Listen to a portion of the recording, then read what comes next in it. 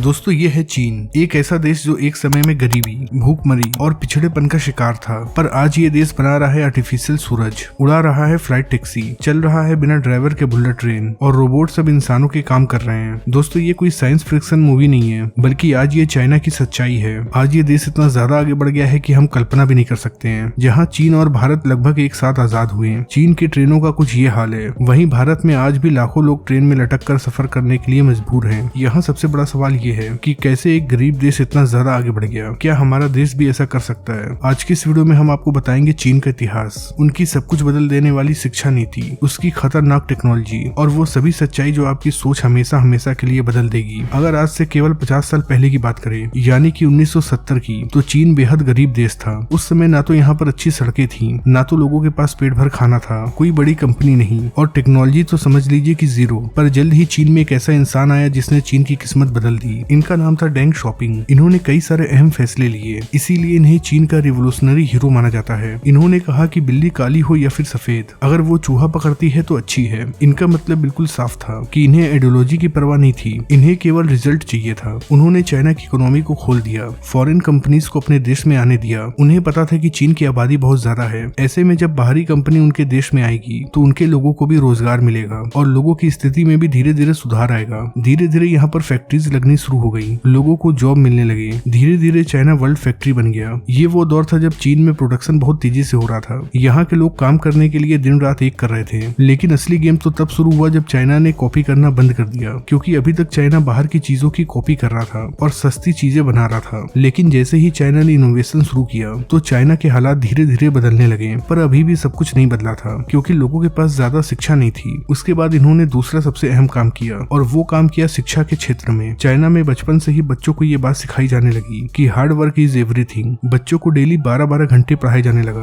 Competition के लिए तैयार किया जाने लगा। इन बच्चों की पढ़ाई कुछ इस तरह से कराई गई कि एवरेज आना इनके लिए कोई पढ़ाई नहीं थी, इन्हें केवल टॉप ही करना था। सरकार इनके एजुकेशन में अरबों डॉलर लगाती है। इनका फोकस था साइंस, टेक्नोलॉजी, इंजीनियरिंग और मैथमेटिक्स, यानी कि वो पढ़ाई जिससे ये नए नए इनोवेशन करे। फिर जैसे ही इनकी स्कूली पढ़ाई पूरी हो गई तो इन्हें पढ़ने के लिए विदेश भेजा गया। बाहर के देशों में पढ़ने का जितना भी खर्च होता था वो सब चीन की सरकार देने लगी। ऐसे में इन बच्चों को बड़ी यूनिवर्सिटीज मिली, जहाँ पर इन्हें मॉडर्न एजुकेशन भी मिला। चीन में हर साल जितने लोग इंजीनियरिंग कर निकलते हैं, उतनी आबादी तो कई सारे देशों की भी नहीं है, और यही लोग बना रहे हैं चीन को। चाइना केवल यूजर्स नहीं बना रहा है, बल्कि क्रिएटर्स बना रहा है। अब बात करते हैं कुछ ऐसे इन्वेंशंस की जो चीन को फ्यूचर का देश बना रहा है। सबसे पहला है हैंड रिकॉग्नाइजेशन पेमेंट। दोस्तों चीन में QR कोड को स्कैन कर पेमेंट नहीं करना पड़ता है, बल्कि वहाँ पर आपको हर जगह ये डिवाइस देखने को मिलेगी। यहाँ पर केवल आपको अपना पंजा रखना है और पेमेंट हो जाएगी। यहाँ पर ना तो कैश की जरूरत होती है और ना ही अपने साथ मोबाइल फोन रखने की जरूरत पड़ती है। पेमेंट केवल हाथ के रेखाओं को रीड करके ही हो जाता है। दूसरा है ड्राइवरलेस बुलेट ट्रेन। दोस्तों ट्रेनों को चलाने के लिए ड्राइवर्स का इस्तेमाल किया जाता है, पर चीन में चलने वाले बुलेट ट्रेन में ड्राइवर ही नहीं होते हैं। AI खुद ट्रेन को कंट्रोल करता है। AI खुद ही डिसीजन लेता है कि ट्रेन को कहाँ रोकना है और कितनी स्पीड में चलाना है। Robot police.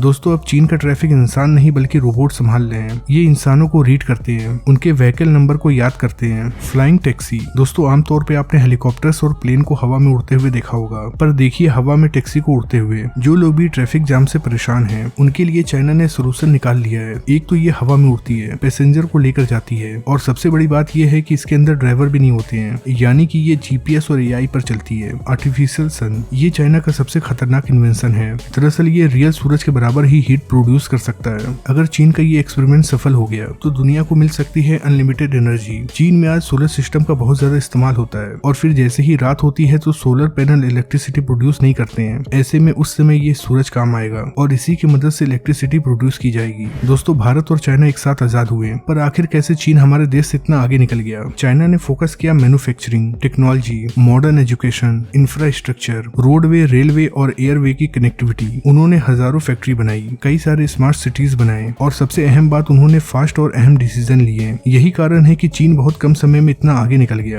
चीन में एक से बढ़कर एक टॉपर्स हैं। यहाँ के स्टूडेंट्स दुनिया के टॉप यूनिवर्सिटीज में पढ़ते हैं, इसीलिए ये लोग नए नए इनोवेशन करते हैं। वहीं हमारे देश में कई सारे ऐसे स्कूल हैं जहाँ पर बेसिक सुविधाएं भी नहीं है। भले ही हमारे देश में सरकारी एजुकेशन फ्री है, पर एक तो वहाँ पर टीचर्स की कमी है, और अगर टीचर्स होते भी हैं तो वो पढ़ाते नहीं है। भारत के लोगों के अंदर भी बहुत ज्यादा टैलेंट है, पर उन्हें सही डायरेक्शन की जरूरत है। चाइना का मिशन बिल्कुल क्लियर है, उन्हें वर्ल्ड लीडर बनना है, इसीलिए वो लोग फ्यूचर के लिए काम कर रहे हैं। नई नई चीजें जो आने वाले वक्त में काम आएंगी, उन सभी चीजों का आविष्कार और प्रोडक्शन कर रहे हैं। जैसे आज चाइना के पास यूथ पावर है, वैसे ही हमारे देश में भी बहुत सारे नौजवान हैं। लेकिन अगर हमारी शिक्षा नीति अच्छी हो जाए, इंफ्रास्ट्रक्चर अच्छी हो जाए, सरकार नए नए आविष्कार करने के लिए सुविधाएं दे, तो इंडिया भी दुनिया को लीड कर सकता है।